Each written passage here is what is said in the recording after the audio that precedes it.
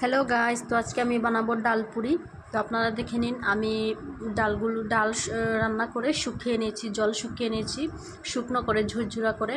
তো এখন আমি ময়দা দিয়ে ডো বানিয়ে নিয়েছি। এখন ছোট ছোট ডোর ভিতরে ডালগুলো দিয়ে দিব, দিয়ে ছোট ছোট আকারে বল আকারে করে নিব। এই যে দেখেন, তো এখন আমি ছোট ছোট বলগুলোকে বেলে নিয়েছি, লুচির সাইজের মতো আপনারাও বানাতে পারেন।